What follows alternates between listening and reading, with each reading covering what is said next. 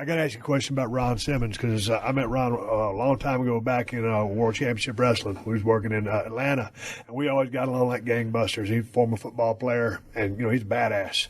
My question to you is, Ron always had that tone, that voice.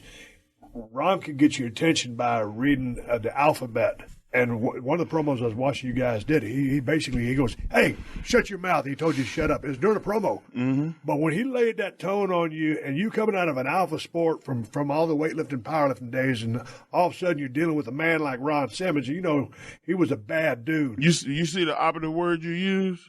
A man. Oh, yeah. In the dictionary, under man, is a picture of Ron Simmons with his hand on his chin like the thinker. And Ron Simmons is a grown man. There's a lot of men on this planet, but it ain't many grown men. Ron Simmons, I watched this dude go in the gym with a pair of blue jeans and cowboy boots, put 315 on the bar, no warm-up, do 20 reps, rack it, comb his hair for about 2 minutes, put his comb in his boot, take it off, do another set of 20. John, I'm going to the car. That was his workout. He was country strong, and it wasn't just training strong. It was from his soul. Yeah. And I felt like I size people up. I know you're an athlete. You size people up. You're like, look, if shit go wrong and I got to hit this dude, let me find that weakness. I'm sizing him up. I would look at Ron sometimes, and Ron was like your grandfather. He was like, what you looking at me like that for? He knew that you were sizing him up, and he was letting you know right away, don't think that it's okay for you to size me up. And I go, yes, sir. He's the only person I think I've ever been scared of in my life. Like, that's a grown man. It was early 90s. We was over in Japan. A bunch of us American guys were over there. This is my first time over there. We was over there for about a 3-week period, and I tore my tricep off my right arm on the third night. So back in the day, man, if you tore your tricep off your arm, you stayed and you worked. That's just the way it was. It wasn't going to get no worse? No, but it wasn't going to get no better. It's just the way it was. So to help me out, they put us in a lot of tags and 6-mans. So one of the nights, and, Ron always had that voice. And it was a 6-man, and me and Arn were on the apron. Ron was in there. We were working against the Japanese guys. And you'd always hear, hey, man, some of those guys are strong style you or be stiff with you, sending a message, or that's how they worked. Man, those guys, it was like Shakespearean theater. Nobody would, it was like light as a feather. And especially when Ron got out there, Arn used to always call me Hog. He goes, hit me with his elbow. We're in the Japanese crowd. He goes, man, I feel sorry for those guys over there. And Ron was just whipping those guys around like it was like they weighed 150 pounds and just doing whatever he wanted. But it was like, if Ron started taking care of business, Ron was going to take care of business. Bottom line, don't mess with him. Don't fuck with him. No, I the only time that I ever seen it in live in 3D was dumbass Ahmed Johnson, all people in the world to pick a beef with. He kicked Ron and lacerated Ron's liver. Ooh. And Ron was out for about 9 months. And I'm thinking the whole time, when Ron come back, I feel sorry for this dude because he gave him his body. And he kicked him as hard as I ever seen a human being kicked. Teddy Long was driving the car with me, and he said, hey, man, Ron Simmons come back next week. I said, oh, man, that's cool. He was like, nah, listen, this is between me and you. I live in Atlanta. I talk to Ron all the time. Ron is pissed. And he said that when he come back, he going to hurt this dude. And I'm like, oh, snap. Like, I couldn't. I'm like, he's like, don't say nothing, I'm just letting you know, like, don't be around him because he got heat. I was like, all right, I ain't messing with him anyway. So they get back, and I remember the first time I saw Ron is always like, hey, Henry. He walked right by me like I wasn't there. Posted up in the locker room. And I can't remember who it was. Somebody went and sat next to him. Ron grabbed all his stuff kind of in a huff and moved it over into an area where he was by himself. And it was so unlike Ron. He was so angry being back at the arena knowing that Ahmed was coming. and he was mentally preparing himself for what was about to happen. And I remember looking at the card, and Ron been gone for 9 months or more.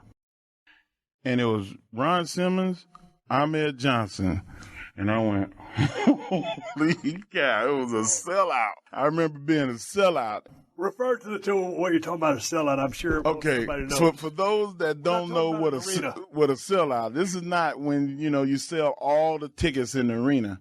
I'm talking about when all the boys are standing at the curtain and they're peeking through because they want to watch what's going to happen with their real eyes rather than watching a monitor or being in the gorilla position.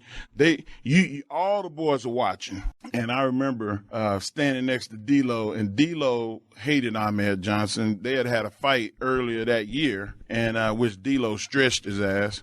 He had, Triple H had Hunter Hearst Helmsley at the time, had a run-in with him, and he threatened to beat up Hunter, and he was going to moke him. And he was like, no, but D-Lo said, nobody's moking nobody. And that's when they got in a fight. But D-Lo was standing next to him. He said, hey, this ain't going to take long. And I went, like, it was a build-up. And I'm telling you, it was not a lockup. It was a mauling. Ron ran through him. His back hit the ground.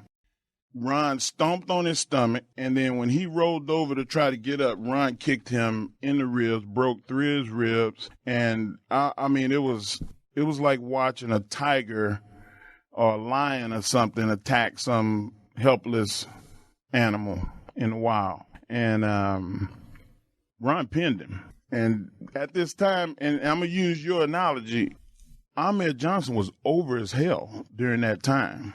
The only person getting a reaction like yours was his. He was that over. 6 months later, done. He got killed off in one night. It was that night that Ron came back and whooped his ass. His run was over. And he never was the same. He had to leave. He couldn't be there. He couldn't be there no more. I didn't know that. Oh my God, Ron ran him out the business. And his life of crime started because he wasn't a good enough wrestler to go to WCW and be a player. People carried him his whole career. As you can tell, I don't like him. I never liked him. He was a bad example for a black man. People struggle to get in this business and to try to make a success and try to be equal and to be better than equal, and he was ruining it. And Ernie Ladd told me when I came in this business, he said, Henry, don't mess it up for everybody to look like you afterwards. And I felt like Ahmed he did not get that memo. Nobody told him. And I think that he was such a liar and people didn't have enough faith in him to do the right thing that they just wouldn't help him anyway. And so, he ended up doing his own thing. But he tried to pill me one night. I went out, ate with him and Fatu. And I turned my drink up, and then it's 2 somas in my water. I don't drink alcohol. Ain't no telling 2 somas could have killed me for all I knew. It might not have, but I'm like, look, guys, somebody got to answer for this. What happened? Who put these in my drink? Fatu said, look, man, I ain't saying nothing about nobody else, but I ain't do it. And it wasn't but 2 of them sitting there. And I love Junior for it. Yeah. And we sat there. I said, look, go on finish your meal because I'm going outside and, we're going to handle this when you come outside. And 30 minutes go by, 40 minutes go by. I just pulled him and Fatu's bags out the car, threw them on the curb, and I went on to Miami. We were in West Palm. I'll never forget it. I was so angry. That was about as angry as I ever been in the business. And I never liked Ahmed since. And he never apologized to nothing. Just like this is a guy that's based my whole life on being drug-free. And you're going to try to pill me. You're going to put, you go to prison for that now. Yeah. You do that, you go to prison. Did you never drink? I never drank. I drank in college. My freshman year in college, when I first left and went to Pikes Peak Community College in Colorado Springs at the Olympic Training Center, I got so sick that night. I was like, Lord God, if you deliver me from this pain and this spinning and vomiting, I'll never do it again. Never drink again. Are you serious? I don't drink. I never drank after that. No pills on the road? Nothing. I never did. I don't smoke. I smoke cigars with the boys every now and then, but that's more social. It's not like I smoke cigars every week or every month.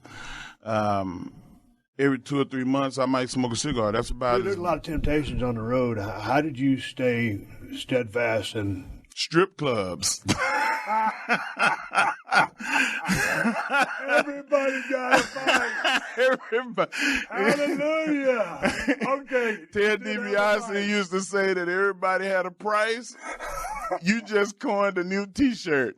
Everybody's got a vice. Man, I was a fool, man. I used to hit them strip joints, man, them shake clubs. I hang out with the boys. If you spent $5, I spent $5. We had a ball. And then you got to grow up. And, I just